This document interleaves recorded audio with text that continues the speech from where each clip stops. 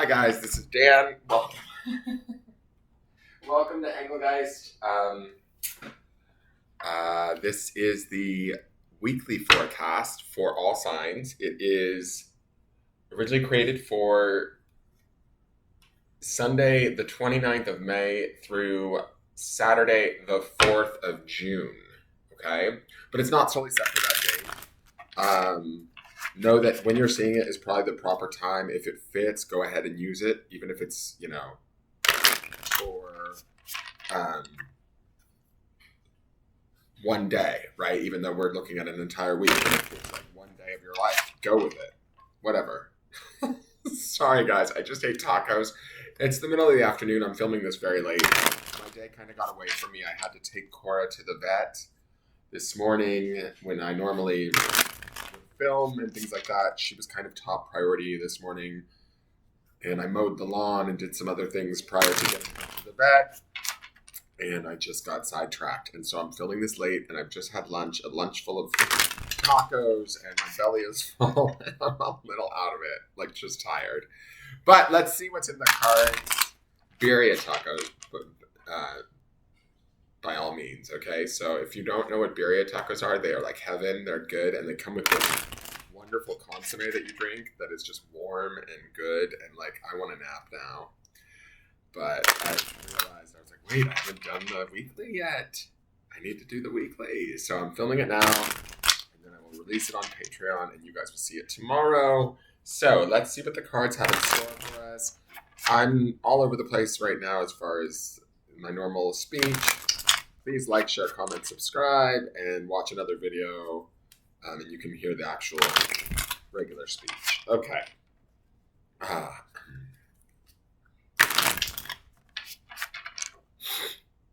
If I burp during this, it's the tacos. Blame the tacos, guys. Okay. So, here's the first card for the early part of the week. For the first, I'll take it. The moon. This is probably one of the most pleasant, beautiful moon cards I've ever seen in my life. I love how she's sort of asleep, to be honest. The moon traditionally, right, is major arcana, first and foremost. It's associated with the sign of Cancer and Pisces. To me, it's usually about confusion, oftentimes emotional confusion, or maybe our intuition is telling us something, or we're not quite clear on how we feel about something. And oftentimes the moon is looked at as a negative card. Me being a Pisces, I don't necessarily see it that way. And this card depiction actually looks like some nice rest, to be honest. Some peacefulness. I like how she's sort of in this moon stream, right? This white stream of light is surrounding her. And she seems almost like a baby, like in fetal position, nude and vulnerable, but not really, because she's shutting out the outside world. And I think that's more the message of this card for the early part of this week. If we need to shut out the outside world, go ahead. Take some time for yourself. I'm just going to do that. The traditional meaning of the moon is more about indecision or mixed messages, feeling insecure or fearful. And I don't get that sense from the art of this card at all. From the art of this card, I feel like there's a moment to dream, a moment to go inward, a quietness, a centeredness that should be rather profound and maybe bring us more clarity. Or if we're feeling frazzled, maybe this is what we need to do, is curl up in a fetal position and shut the rest of the world out, connect to the stars and dream, right? I'm going to read it like that. That's kind of what I feel like this card is wanting us to know. So let me go to the midweek and see what's going on with the midweek. So midweek is the King of Pentacles. And I like this. He looks like he's contemplating something. The King of Pentacles is a master manifester in a way. He's like the great provider of the deck. He is the divine masculine. He is earthy, discerning, grounded, practical, intelligent. He's not going to jump to any quick decisions, right? I kind of feel like, let me just look at the end of the week card. 7 of Swords. The Liar, Cheater, Stealer card.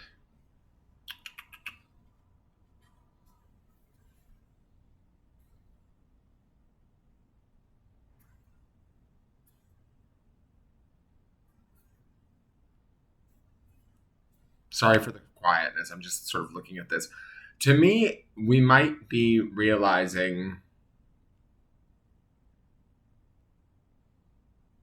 slowly over the course of this week something that we might have already been intuitively keyed into, but didn't necessarily want to see.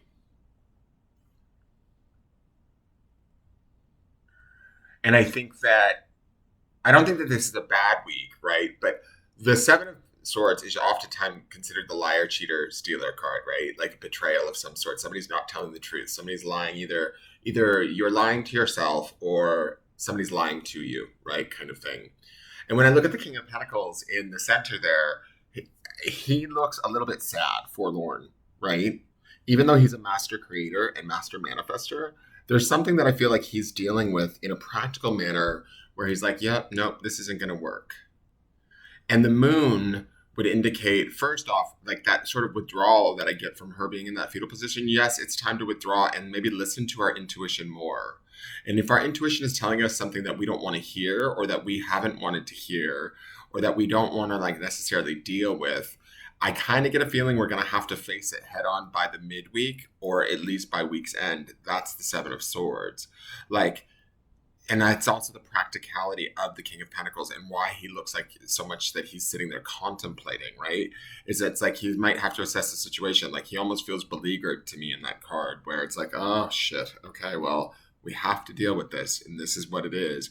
And we kind of already knew it with the moon as the early part of the week, right? But maybe we didn't want to admit it or see it, or maybe we wanted to be closed off to it, but we can't. This King of Pentacles is too practical. He's too like, I don't know what the word is, but do you see what I'm saying? Like he's almost leaning forward and staring directly at the situation, and he has to be.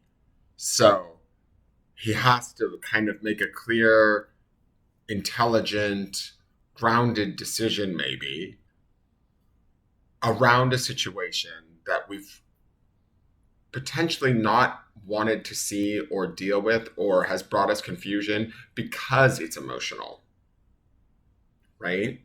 By week's end with the Seven of Swords, it's the ending card. It's kind of obvious in our face. Like there's not an opportunity to necessarily not see it, is my feeling. And because of that, I think that's why we need the King of Pentacles, or we need to be like the King of Pentacles and be practical, be intelligent, not be super emotional or upset, right? And we might be going into the week maybe a little bit more emotional and upset than we need to be. The King in the midweek will ground us a bit. And certainly kings are very capable cards, right? So we should be very capable about making, say, right decisions around situations or whatever that may not be right for us or where there might be deceit of some sort. So if it feels like either, I don't know, the covers are being pulled on us this week, or we're being forced to look at something or make a rather serious decision around something that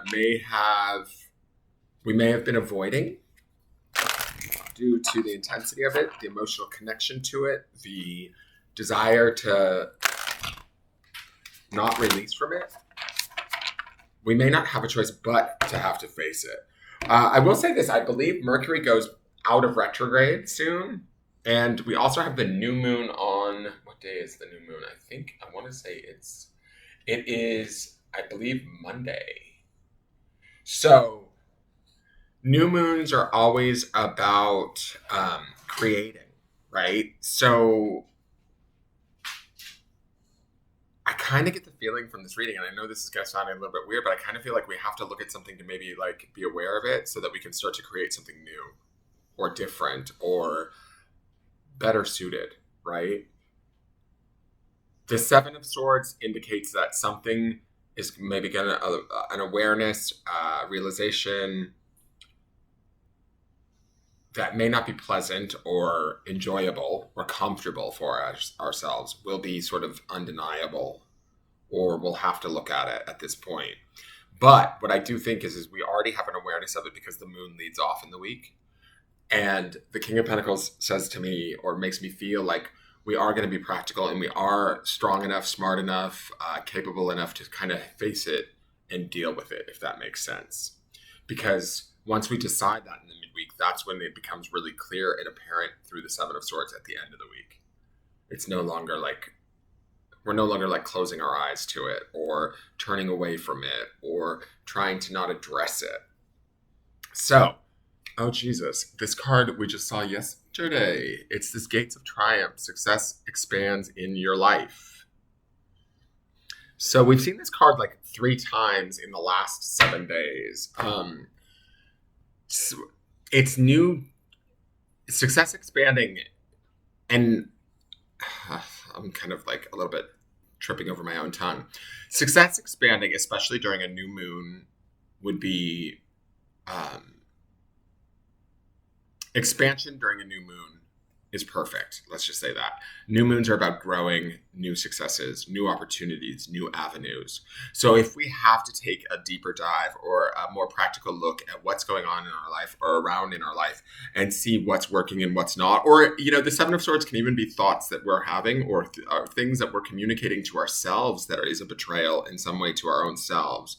Like this could be about addressing our own emotional and mental beliefs around how we hold ourselves in our world, and in addressing it or looking at it and grounding it and becoming like familiar with it through that King of Pentacles, we might actually be able to open doors to changing it and creating more sort of success in our space by letting it go or transforming it, right? Transmuting it. No longer maybe listening to the mind or the thoughts that or the communications that are not true for us anymore, whether they're our own or coming from an outside source. Does that make sense? So let me read you Great Gates of Triumph again, because I read it every time. Where are my glasses? Oh, these tacos are hitting me like I'm ready to go to sleep. The gates of triumph are waiting to open deep and wide for you. Inner and outer success is coming your way. Thriving is a state of mind. And that's the Seven of Swords. I feel like if we're holding ourselves back somewhere, we're going to have to look at that. If we're lying to ourselves in some sort of way, we need to look at that. The King of Pentacles is far more expansive and far more creative. And he's a manifester. He's about making money and things happen. And we have the capacity to do that. But we have to look at the language we maybe have within our minds. Accept that you can reach any goal you desire, and even more victories will expand in your life. The more you feel it, the more love, prosperity, fame, and fortune will pour into your life. The sacred traveler wants you to know, arriving in a foreign hamlet, wreaths of flowers are placed around the sacred traveler's shoulders. The townspeople celebrate and honor the traveler. The village elders know the challenges faced and overcome, and are welcoming with open arms. If a situation knocks you over, get up and brush yourself off and discover what you've learned. You aren't a failure if you fall down, only if you stay down. So keep going and believe in yourself. This is what true success is. Acknowledge your accomplishments in life. They are more than you imagine. Victory, good fortune, and triumph are at hand. So I think that this card keeps showing up like, let's get out, let's see the forest from the trees, get out of the negativity that we've been in, and move towards some positivity. Let's look at the grounding term for the week.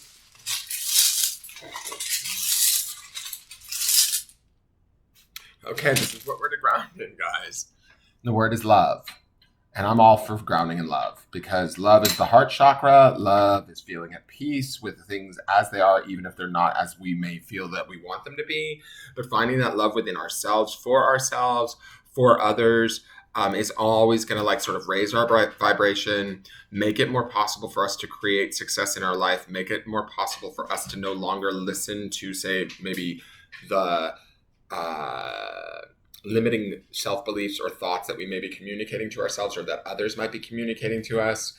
And when we're in this space of love, it kind of doesn't stick to us, whatever anybody's saying to us. When we're in that space of compassion and love, we can't match that lower vibrational energy of what the Seven of Swords would represent. Does that make sense?